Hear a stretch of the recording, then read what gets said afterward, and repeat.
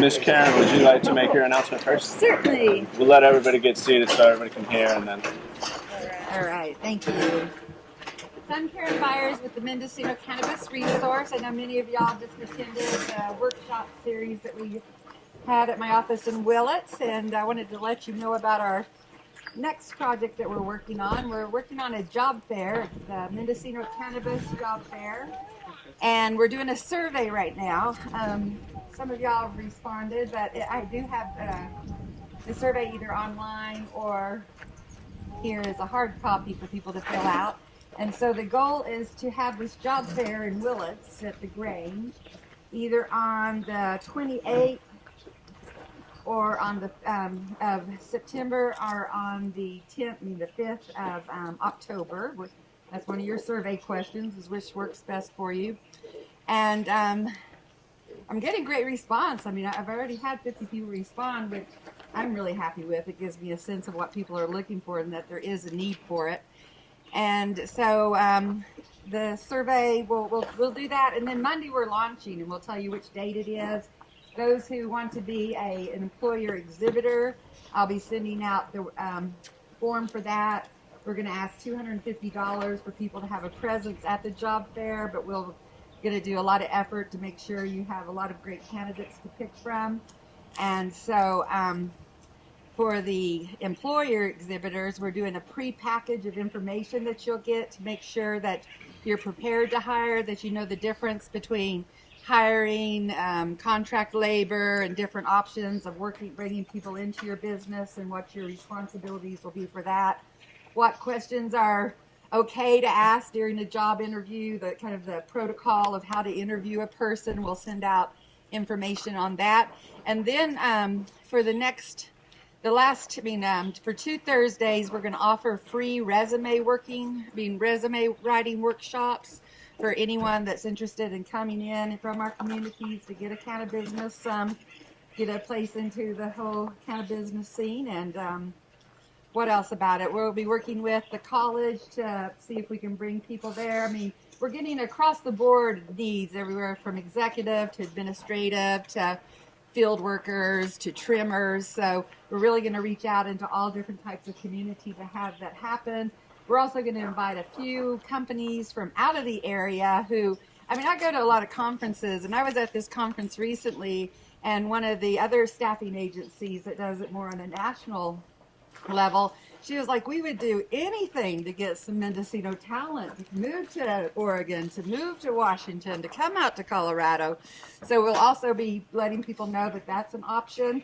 And then also, as y'all know, there's kind of a housing crunch here. So we're really going to try to work internally within Mendocino County to pull forward talent that can come in. If you're already doing bookkeeping and regular business, for other businesses in Mendocino, to let them know that now cannabis is very much a viable option to bring into their business.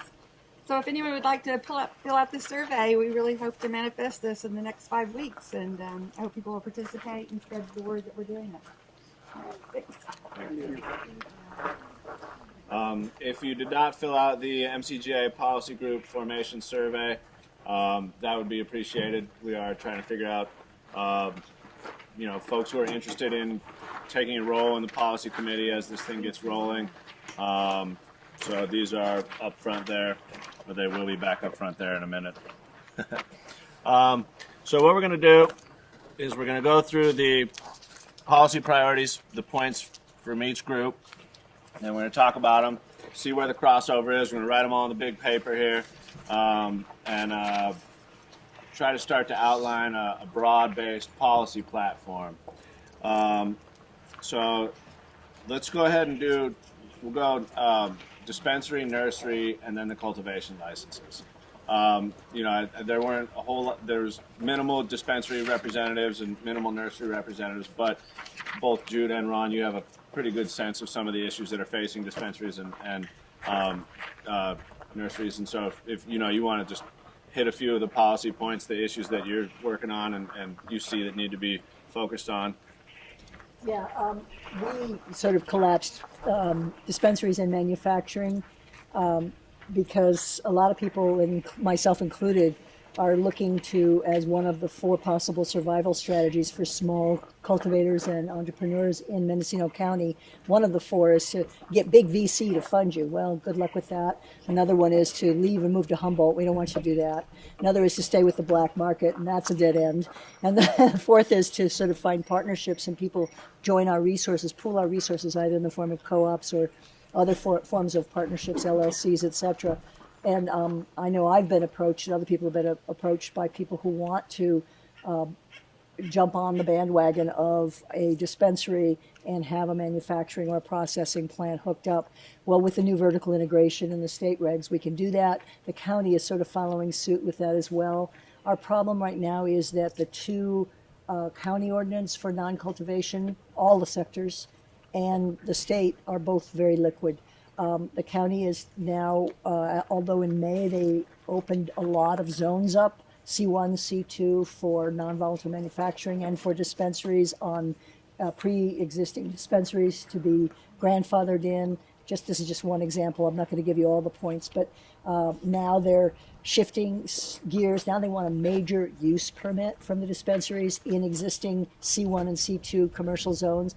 I understand from Willits they're going to try to force retail establishments, retail meaning for adult use, and dispensaries for medical, into industrial zones. And we all know how much industrial land there is that's ready to receive businesses in Mendocino County. Just area-wise, it represents 6% of the county, and most of it is not available. So that's not going to work. So that's going to be one place we really need to push. I got the draft ordinance from Mary Lynn Hunt, the senior planner at P&B, a week before last, and it's going before the Planning Commission on September 7th. So there will be many, many things that we need to push for the county to not go backwards on. That the zoning thing about C1, C2, and all of that is only one of them. They're using the excuse, as they've done for several years, of they're kicking the can down the road by saying, oh, well, it's contrary to the general plan, which we know John McCowan himself said 1984, it's so obsolete, the wording doesn't begin to meet the needs of the new cannabis industry in 2017. So they're using the general plan, they're using zoning and land use, pre-existing laws. They're using a lot of things to go backwards. But actually what they're doing is waiting for the state to come up with its new reconciliation of what was signed into law on June 27th by Governor Brown was just what he had in place at that moment. And they were still in the middle of having statewide public input forums throughout the state when he signed that. But he did it on June 27th because he was up against the fiscal year deadline. So he wanted to have something. So now, because it's law, because he signed it into law, they can't do any substantive changes to the law, but those the Bureau of Cannabis Control and all the different agencies that are in charge of the different sectors of the industry can take some of the recommendations that we've been making in all of these public meetings statewide, and they can implement them on a regulatory basis. So it's a little bit dicey. Mary Lynn Hunt told me that they don't expect to see anything from the state till November, and the county doesn't want to move forward until they've seen something from the state. Well, this is ridiculous because nobody can plan their business this way. So it'll be important that everybody in cultivation can show up for the Planning Commission meeting on September 7th, because I know you guys have been fighting really hard for the cultivation ordinance to get straightened out, and that's been a real bumpy ride, up and down roller coaster.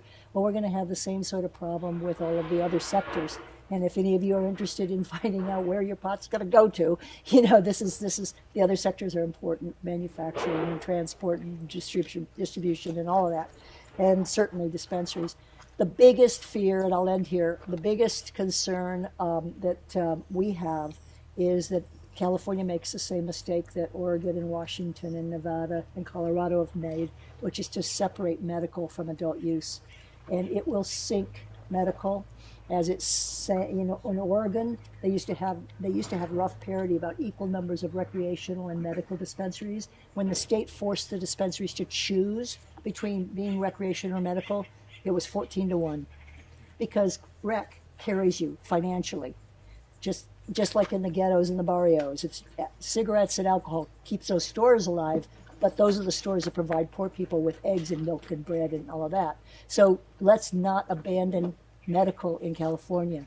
it'll be a disaster. So we need your voice around that as well. And there's a bunch of other examples of how things are 2 steps forward, 3 steps back. So we just have to keep on it. It's very still liquid. Thanks. Thank you, Jim. Where's the location of that? Planning commissions meets, they meet in chambers? Yeah, it's the Board of Supervisors chambers, September 7th. For some reason in my head, I think it's 4 o'clock, but I'm not sure about that. So I will definitely, prior to that meeting, the email blast for that week will have the details for that meeting. Great.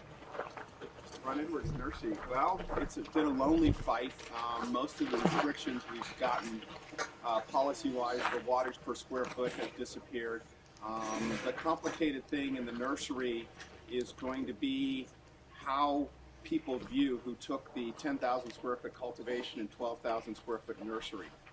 Because the way the state distribution is set up now, you will actually, whether a distributor comes or not, you're going to have to work out a way to transfer your clones from your nursery to your cultivation operation. So those are going to be, and I've got some issues, but the county can't really help get around that. I mean, possibly with farmers markets is going to be key to the nursery sector to build, because that would be a nice way to get around that, because the state will allow those direct sales, so that way you could make appointments at a farmer's market and make deliveries. So if the county could do that, that would be real helpful on that one. But that's the biggest issue I see forward, and that SIPCA doesn't really understand so far how a nursery works, and so. Sounds like they're having a hard time with cultivation too.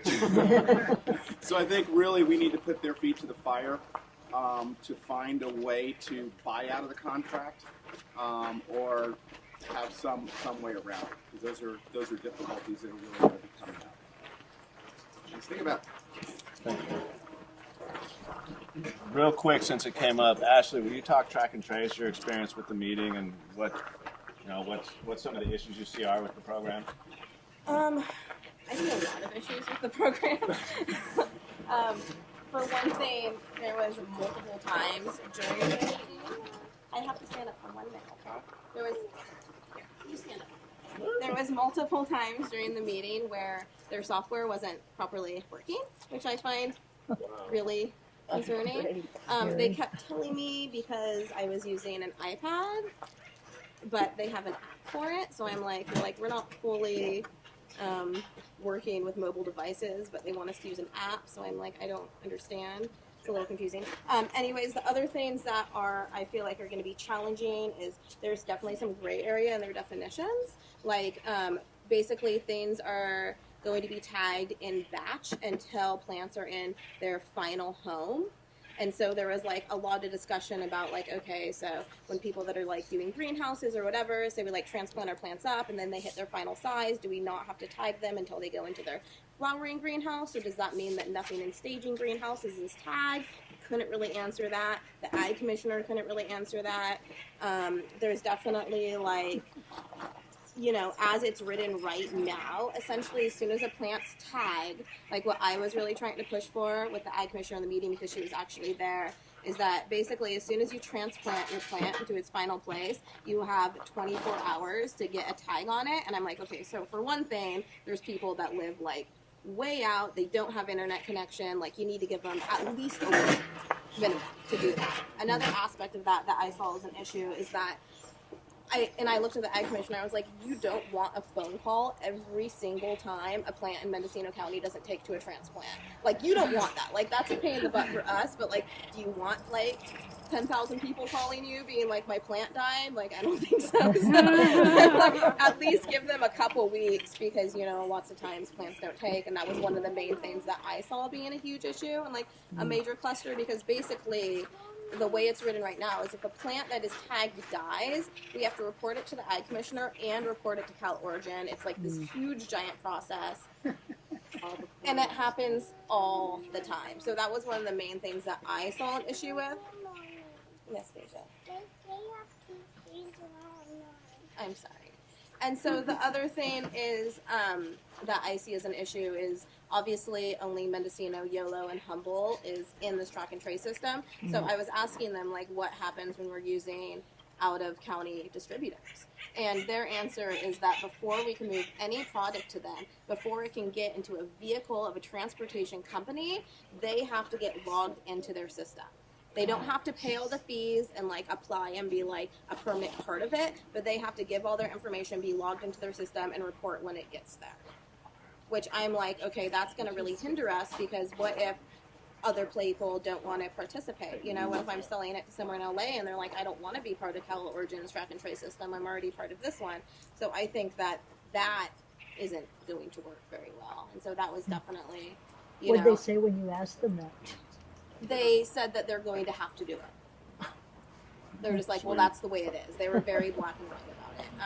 The other thing is that they're all over the place with what they're going to do, and totally haven't addressed how people are going to handle off-site processing, which is like a point that I brought up in there, because not only will people be using processing facilities, but people that maybe have like multiple permits on different properties might take it all to like one location where their actual commercial processing facilities are. And so when you remove it from a location, you have to batch that thing and move it, and it's like it all has to tie back in, and it's just super confusing. Like they haven't dealt with, because basically as soon as it's moved off site, you have to get a different sticker for the batch than was originally on the plant and back tie it to the plant. So I'm like, okay, so if you're just moving into process, there's all these things where like we want you to estimate your weight, and I'm like, well, if it's not trimmed yet, but we're moving it off site, then how do we tell you what the weight is?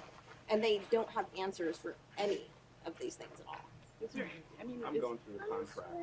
I just got it. I did a request for the contract that the county has, and I'm going through it line by line to try to find out things. Right now, a lot of the major POS software that you'll use for the state system don't see any advantage of letting SICPA into their system.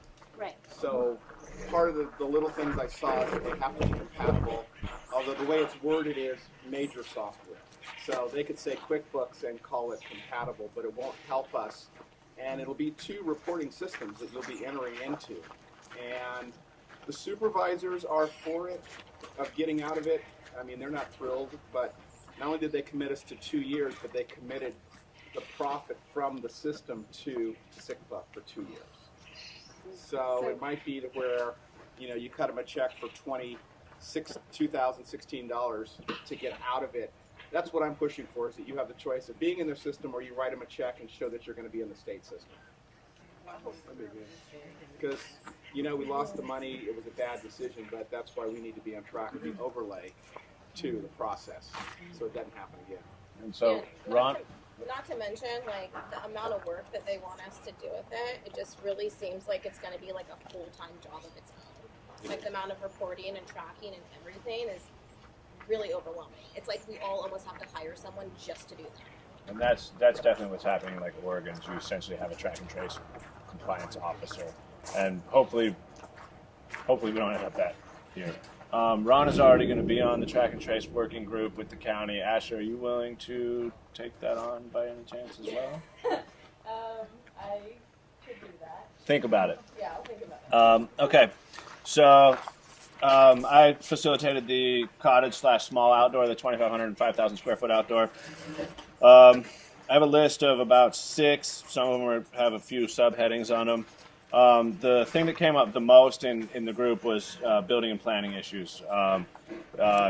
One, it's, you know, if drying sheds are ag exempt, everything behind that, all, you know, it's like the idea that greenhouses have to be commercial, but drying sheds are ag exempt is bullshit. So we're, you know, we definitely think that greenhouses and hoop houses should be ag exempt. There should be no sunset for hoop houses.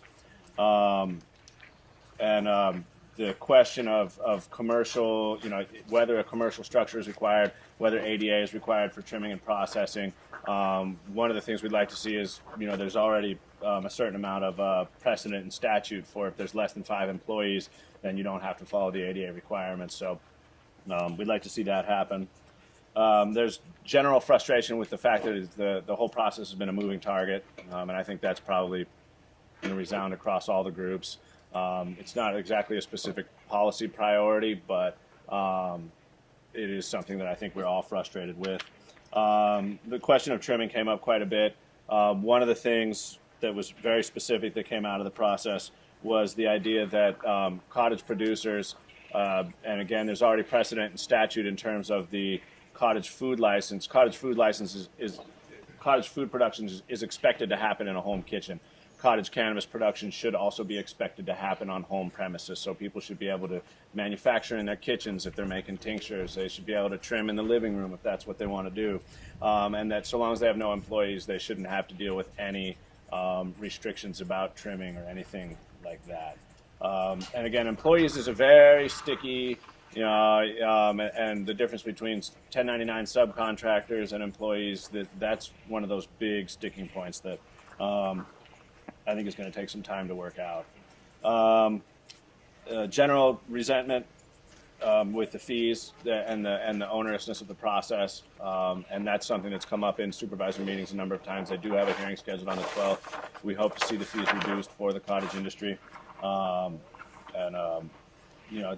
it would be nice to see them streamline the process for the cottage industry and say, look, if you're under 2,000 square feet, because at 2,000 you trigger the water board, so if you're above 2,000, there's still going to be some water board situations, but essentially, as far as what I would like to see, and I've pushed for this pretty hard, we'll see how far we get, is that if you're going to do 25 plants, you have to pay a $100 application fee to the county and call it a day. They know you're doing your 25 plants.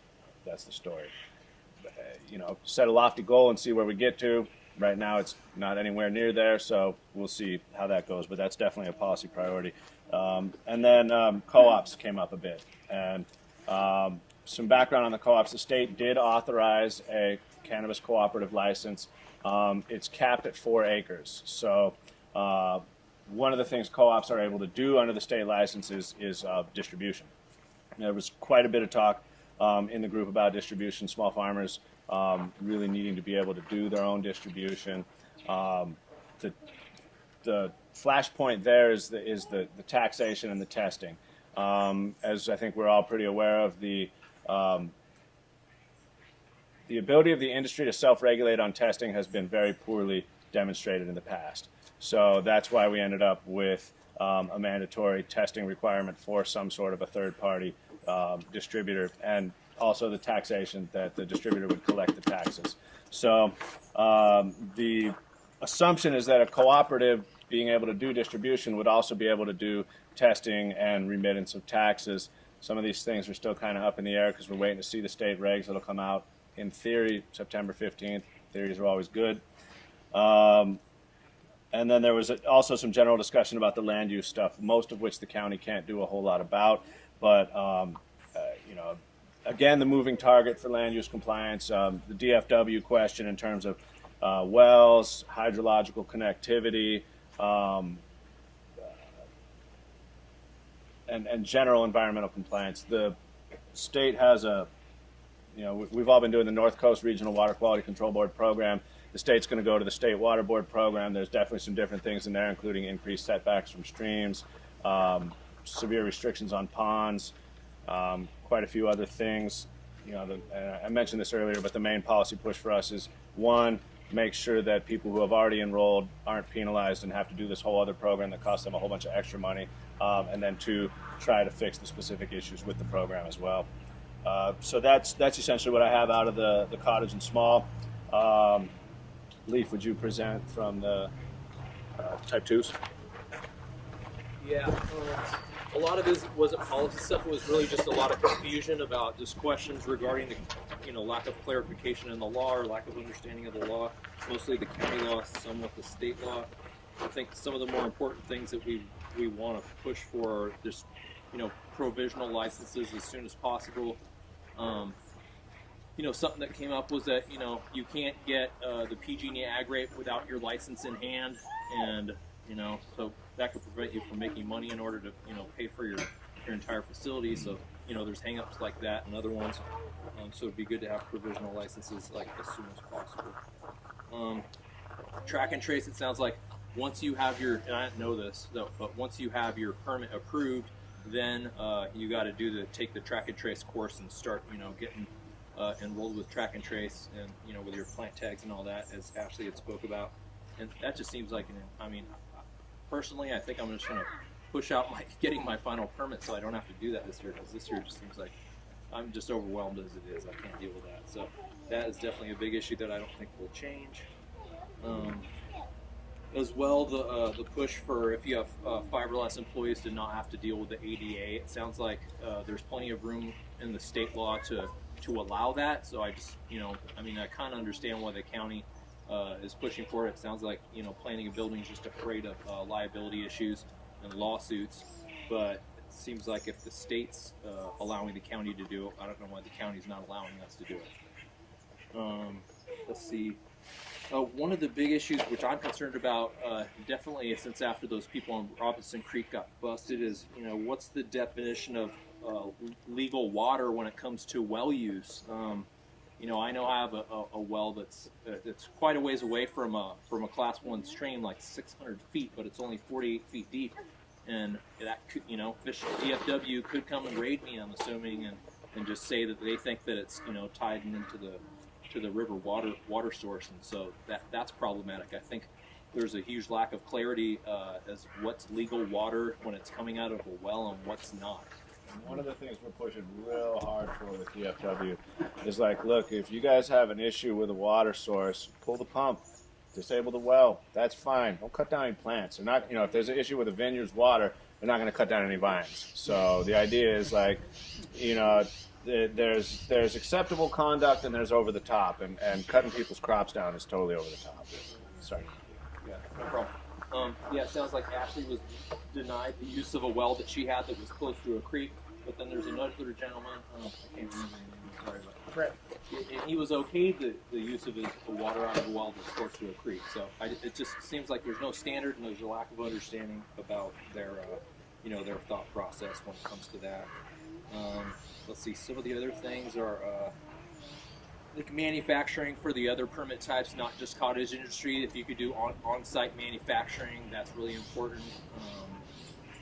I think it just gets too cost prohibitive. If you're only allowed 2 permits and you have to use, 1 for manufacturing, not only can you not find, a facility with the right zoning right now, even if you did find one, it's probably out of your ballpark. You probably couldn't afford to do it. So I don't know. Hopefully we'll be able to, team up, maybe like Jude was talking about, and kind of, maybe co-op on some facilities and network together to try to create, different license, or try to have access to different license types, especially before vertical integration comes, because once that happens, then I think it's going to be a lot trickier for us. All the big money's going to be coming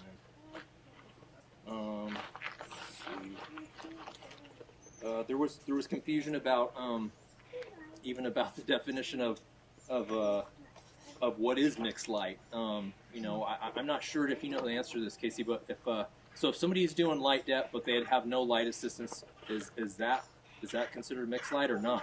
The way the state definition was crafted originally was that if a plant at any point in its life cycle requires lights, then it's mixed light.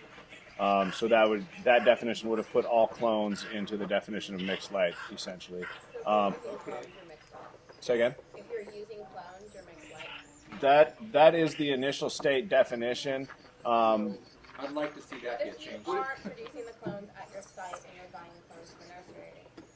If so, and this is one of the where it gets tricky. If you're buying the clones from the nursery, you never use any light assistance, and you're just pulling tarps, isn't mixed light. There's been a huge push on that over the last 6 months. That's one of those we're going to have to wait and see what happens with the state regs. So it's kind of up in the air still. The way that the county is playing it is essentially like if you're doing DEP, it's mixed light, and if you're doing full season, then it's outdoor. Is more or less like I haven't seen the county do anything about. I haven't seen the county try to call full season clones mixed light, but I haven't seen them allow anything that's DEP to not be mixed light. What I was trying to get clear on with the mixed light, can you do like winter mixed light harvested in a greenhouse and have a full season outdoor crop without any light on it? You would essentially be applying for a mixed light permit that would allow you to do, under the permit, you should be allowed to do both. This is definitely something that's still in the discussion a lot. It was allowed initially, and there's been some kind of back and forth about it.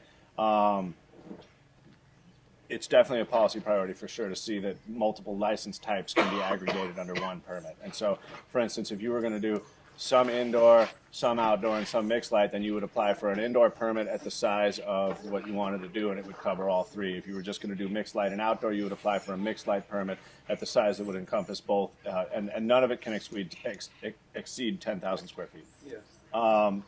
So that is another gray area that The tax issue. They don't know the cycle, the definition of cycle. right. They're really struggling with the definition of cycle. The frustrating thing is, if the tax was just a flat 2.5%, well, then it doesn't matter how many cycles you have. But because there's a baseline of X number of dollars per cycle, that skews the whole conversation. And so if we can remove that baseline of you have to pay X number of dollars per cycle, which doesn't make a whole lot of sense, because if I have a crop failure and then I owe tax money on that crop failure, to me that doesn't sit very well. So that's a And the state track and trace, the argument that Sherry put forth, the reason it was a flat rate is because she couldn't come out and verify.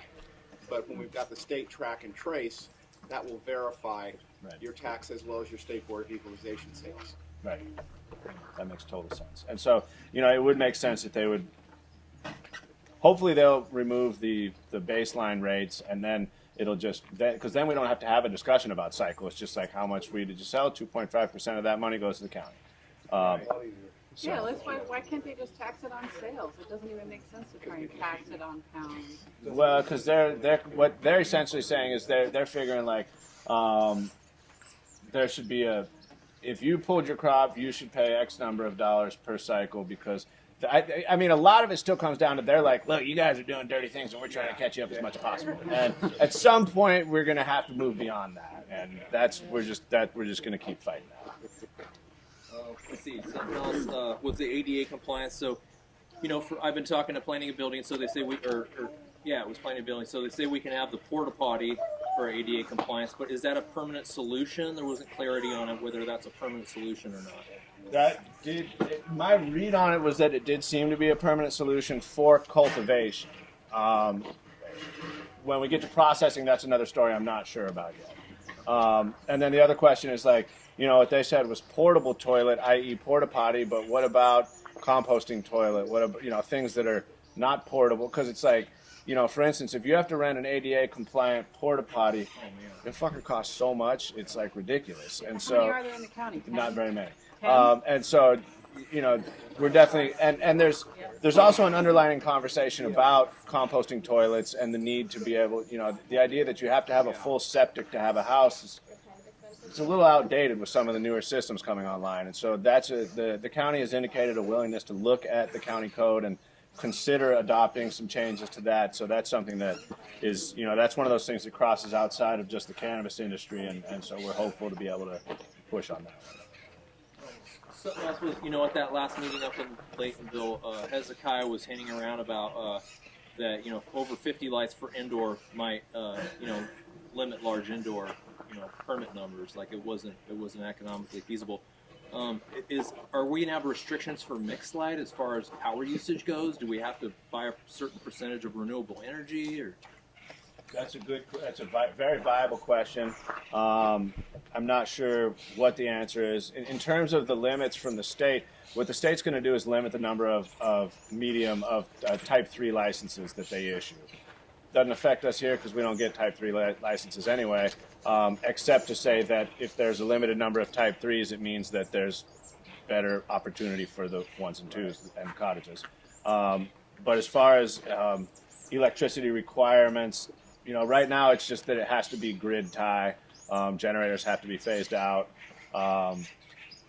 Whether they go to some sort of a renewable requirement or not is up in the air still. So you're saying you can't use, if you have a mixed light situation, you can't use a Jenny?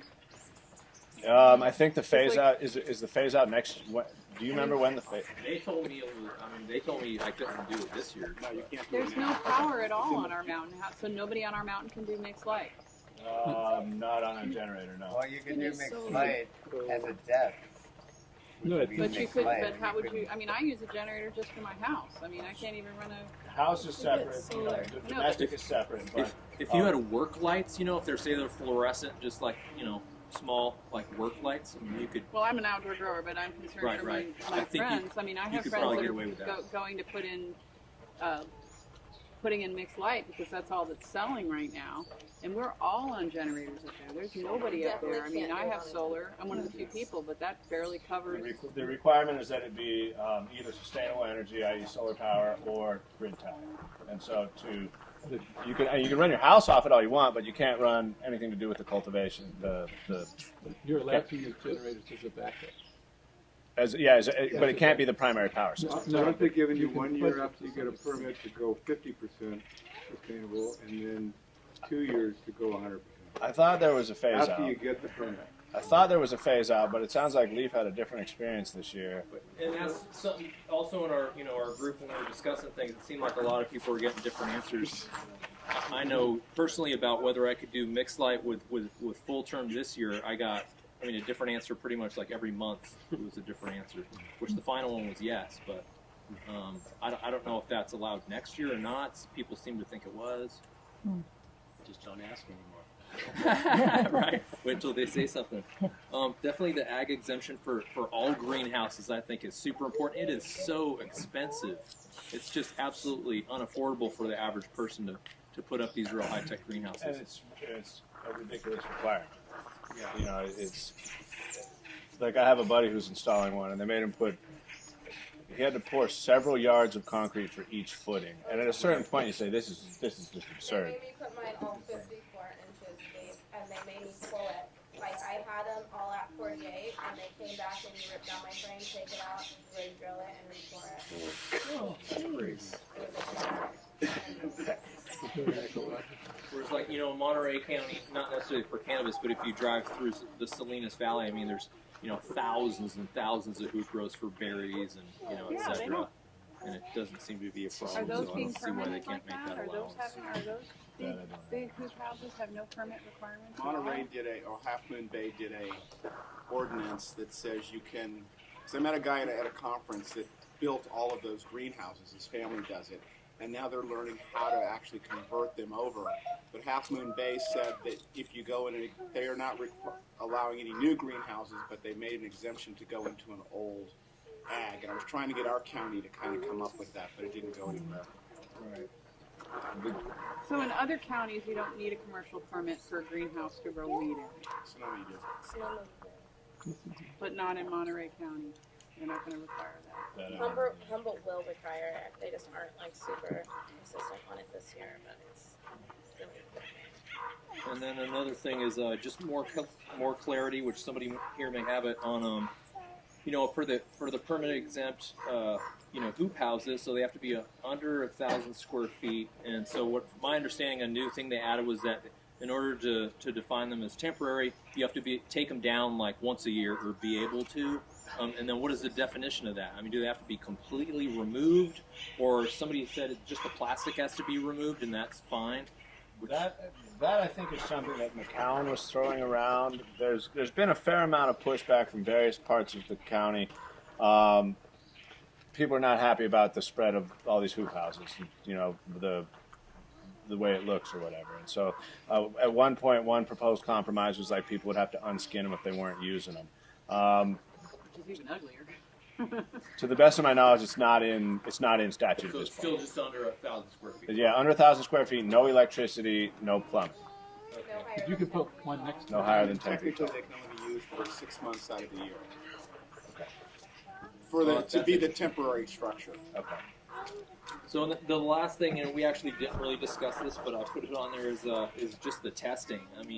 It seems like right now, there's extensive testing, and it just doesn't work. People are buying tests, they're swapping tests, I guess, when it switches to what Ashley was talking about, and I believe that's how Oregon does it, where, the ag department or whoever comes and takes samples at random of your flowers or your product. Yeah, I just read does anybody else read the new proposed state testing laws yet? Yes.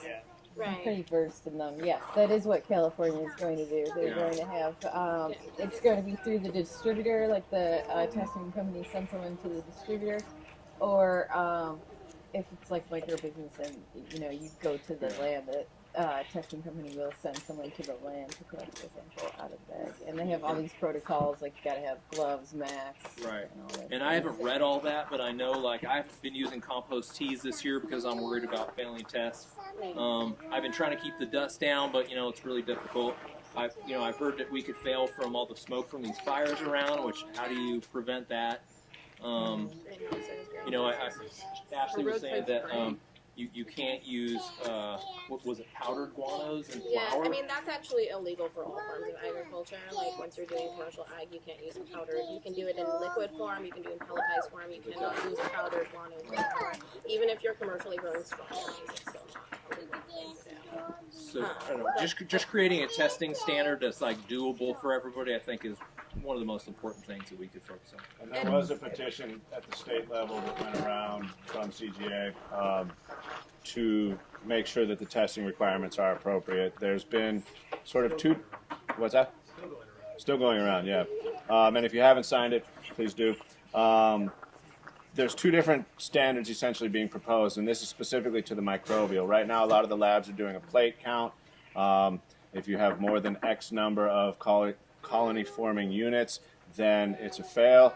What the state regs, the last round of them that were put out prior to them getting wiped out by the passage of the trailer bill, was 5% by volume.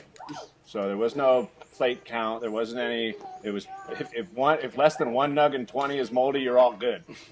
So that, I mean, obviously we hold ourselves to high standards, but the idea that this plate count, the Berkeley regs are ridiculous, and there's a lot of dialogue about some labs pushing for very strict plate count test requirements, because then people are having to test 2, 3, 4 times instead of 1. So that petition's important. I'll just leave it there. One other thing I'd like to add on that topic is with the tax, my concern is also, like, with testing, like, what if we fail our test result and then our batch gets destroyed? We shouldn't have to pay taxes on it because we're not selling it. That part really freaks me out. Like, if you fail some test, if you fail your 10 batch test, and you can't, like, if it's something that's, like, not moisture or something that you can't fix, then they're going to come in and destroy it. So it's like, now we still have to pay taxes on something that's destroyed. That's what I wanted clarification. No, because from the state, it's when it goes, once it's when it heads to the retail market, is when the tax is going to be assessed. So the distributor is going to be responsible for paying the tax, so long as it's something that's going to head to retail market. County level, 2.5% gross receipts. If you get no gross receipt, you don't pay any money. You can't do it. Yeah. So what happens if it hits your distributor and then your distributor decides that they don't want to purchase it? Then it goes back to you. And there's no taxes being paid on it. Or there is. That's like another part. If it's still salable, then you would still owe the tax. How that would be collected, I think, is up in the air still. It's possible that the distributor would hold it until you paid the tax to them, and then they would release it back to you. That's definitely one. In various iterations, for instance, with the MCRSA, the cultivator was still allowed to maintain the dispensary relationships, but it was still required to go to the distributor to be taxed and tested. How that works now is one of the big questions. One of the things we've pushed real hard for is that small batch self-distribution could happen, if it was under 10 pounds or under 5 pounds or something along those lines. There's nothing definitive, but that's another one of those things we'll keep working on. I just wanted to inform everyone that doesn't know that there's a army listed pesticide named spinosad. It's very effective, but even though it's army listed, if you use that product, you will fail all the cannabis testing. It's a pretty hot issue right now. Yeah. That they're testing for that and failing. Spinosad's out. SC Labs has an all 3 state list, and it's best to play for all the states rather than just California. Would be much better off. Yeah, Omri is definitely not, because the thing is, Omri is designed for consumable crops as opposed to combustible crops, and so all sorts of different things happen when stuff gets set on fire. What Ron said is dead on. SC Labs does have a list that's compliant in all 3. In, was it Oregon, Washington, here? Colorado. Oh, Colorado. Okay. And so The Department of Pesticide Regulation also has a list for us. You can find on there. Yeah, but I always go for the stricter. And Oregon is about as strict as it comes. And if you follow that, you're not going to have any problems. Right now, a lot of products have PGRs in them. Also, there's going to be an issue with feminized seeds, how they're made. Top 65 is going to cause a problem. So if you just know the strictest ones, and you'll be better off. And the other thing too we're seeing is like manufacturers can manufacture out microbial issues. In general, they cannot manufacture out they're working on it.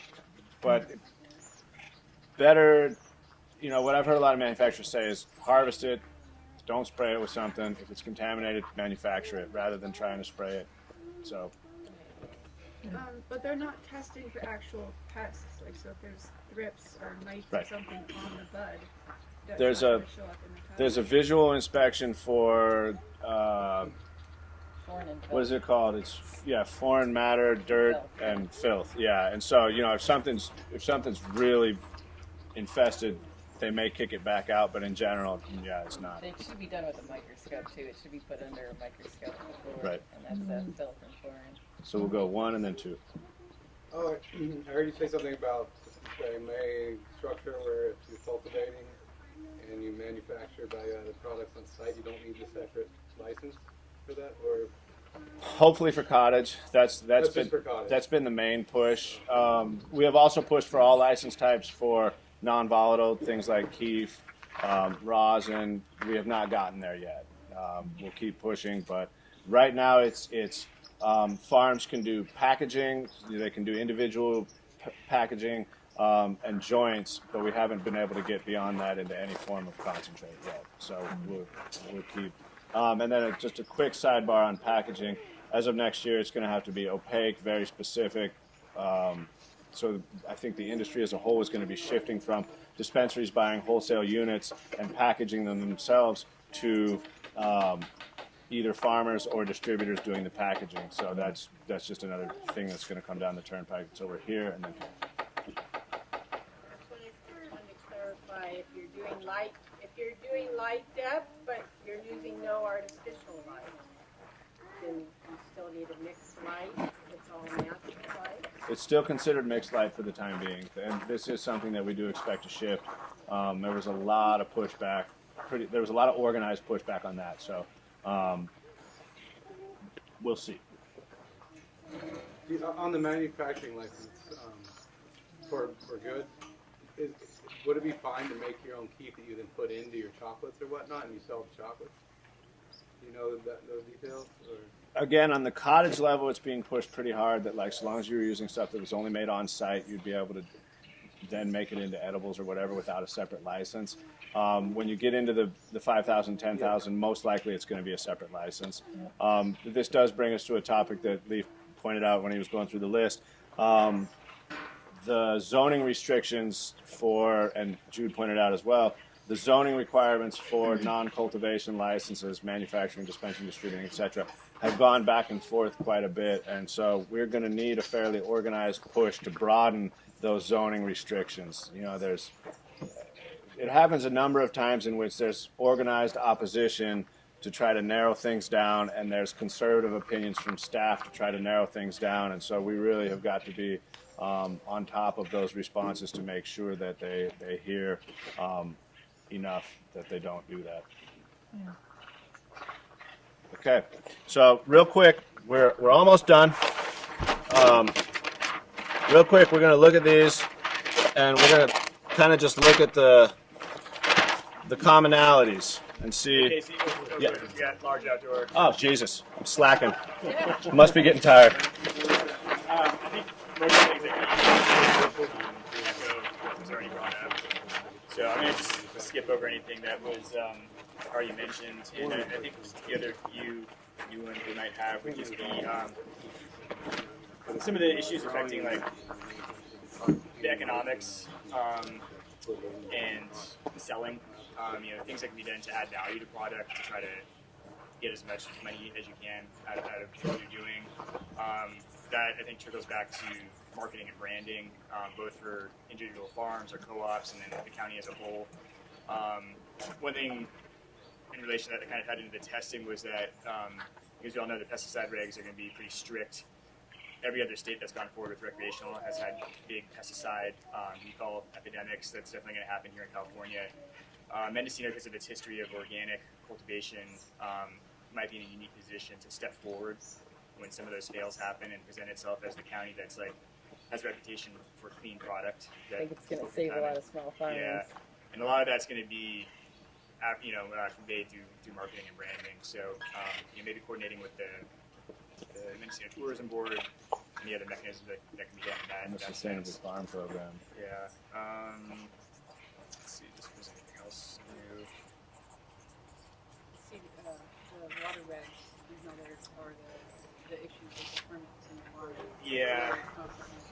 Yeah, big topic, and this overlapped a little bit with what you guys are saying, but just like fees, just trying to lower them across the board, especially for even just non-county issues, water board, DFW stuff. And then also just this issue of general confusion about getting different information from different agencies. I think there's a general feeling that we're getting pushed around a little bit by DFW, CAL FIRE, a lot of other people. So just trying to come together and push back a little bit where reasonable.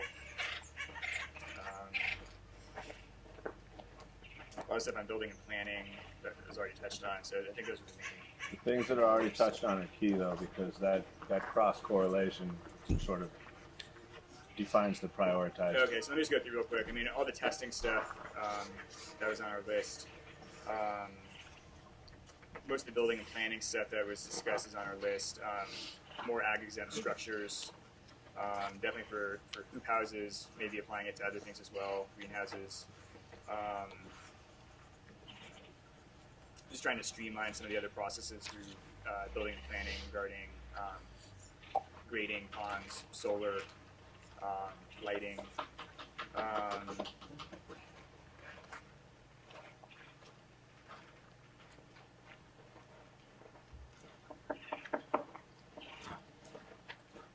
Track and trace, big one. A lot of talk on cooperatives. This kind of goes back to the marketing and branding, but just how people can kind of, as Jude was saying, there's maybe 4 or 5 options that people have kind of going forward, and one of the best ones seems to be to kind of try to find partnerships and collaborations with other potential partners. Cooperatives, I think, would be a big avenue for that. Direct sales, so farmers markets, just cutting out the middleman, being able to try to maximize value on your crop, and transferability.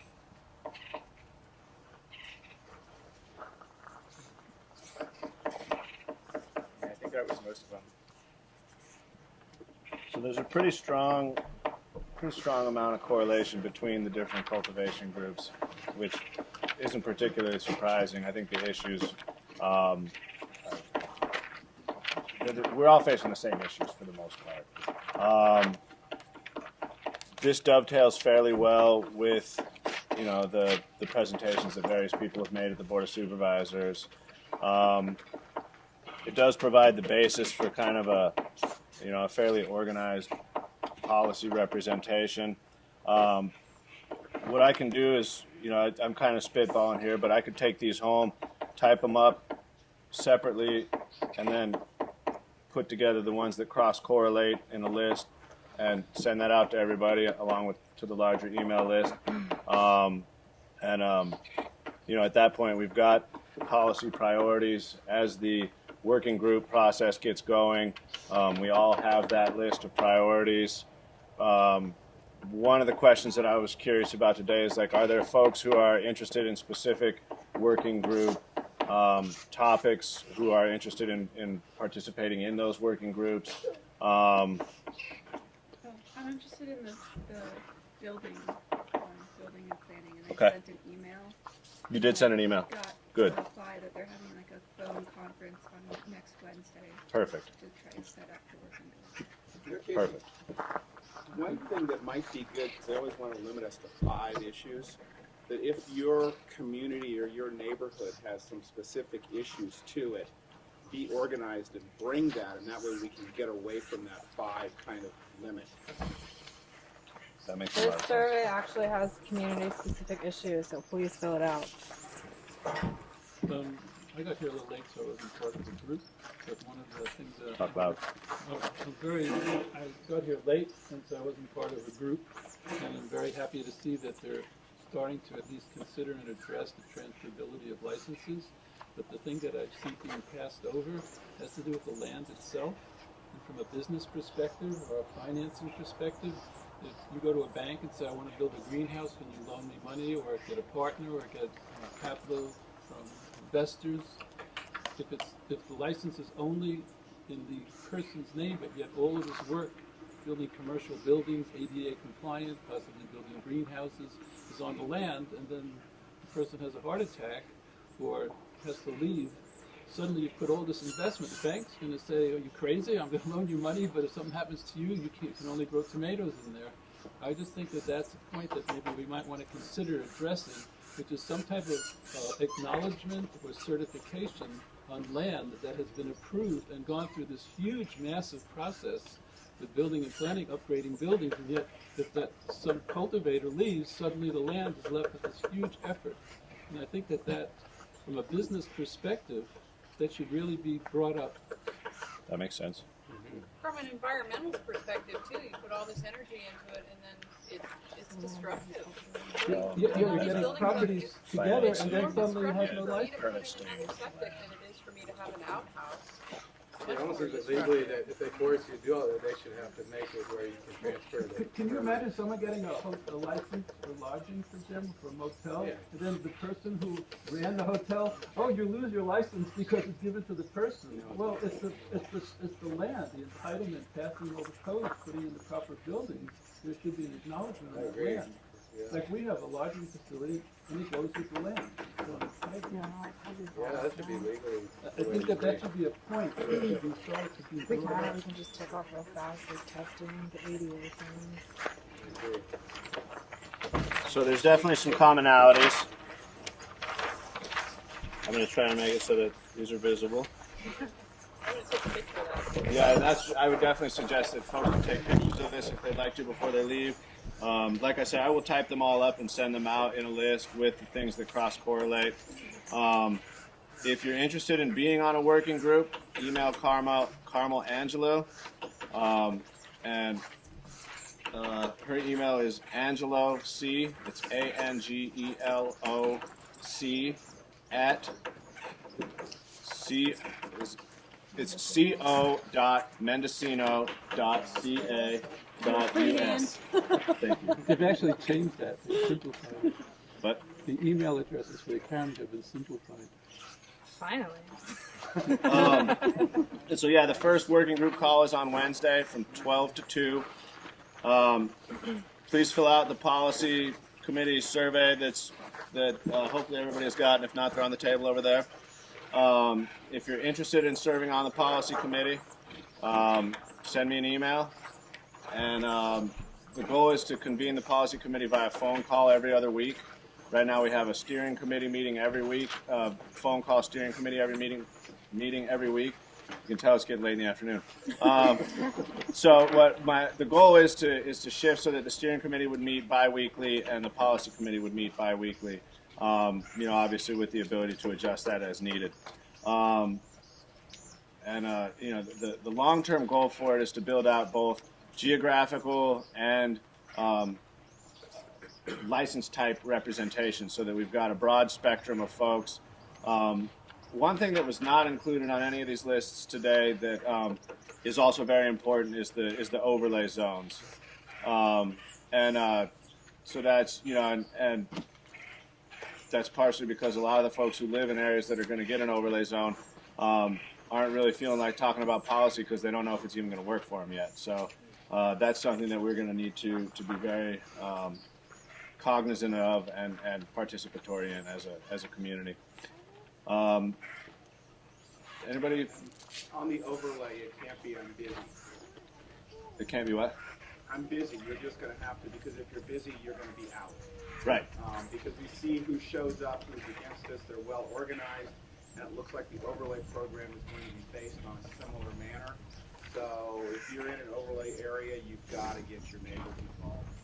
And we all have friends and relatives on small parcel cultivation, and we got to let them know, like, this is, this isn't something that I can do. This isn't something that, this is, the folks who live in those neighborhoods are going to have to be part of that process to make it happen. So that's another biggie. Any other questions, comments? You said you were looking for more people to be a part of the policymaking group. Support that. Yeah, and so there's a survey that has over here. It's got your information on it, and so if you're interested, fill it out, and we'll connect the dots. I have a quick question. I know that for several weeks now you've been proposing the $100 for enrollment for people that are growing 25 plants. Have you had any traction, or you got anyone that seems like they're going to champion that? The streamline, we talked about reducing the fees. That's about as far as we've gotten. My full expectation is that we'll convene a working group on cottage, and that out of the working group on cottage would come a recommendation for allowance for manufacturing, allowance for processing for cottage, streamlined fees, hopefully some sort of distribution clause, because that's one of those things that we can leverage at the state level if we can get the county to move on that. I tremendously believe that cooperatives are really the way that the small parcels are going to really need to go. Having spent a huge amount of time working on a cooperative, the problem is that it's a massive effort, and getting folks organized is very difficult. So I've proposed to the county that I'm going to set this down. I feel kind of funny. I can't. I like to talk with my hands, and I'm like, so I did propose to the county that they provide some sort of administrative assistance, some sort of services to help organize cooperative projects, because once they're up and running, they tend to run well. It's the getting of them up and running that's very difficult. So this is definitely an area that is going to need a lot of work, and I'm definitely committed to that process for sure. Thank you all for coming out on a very hot Saturday. Thank you. Oh yeah, it's September 2nd, Area 101 Farmers Market. I'm going to do some talkie there as well. So if you're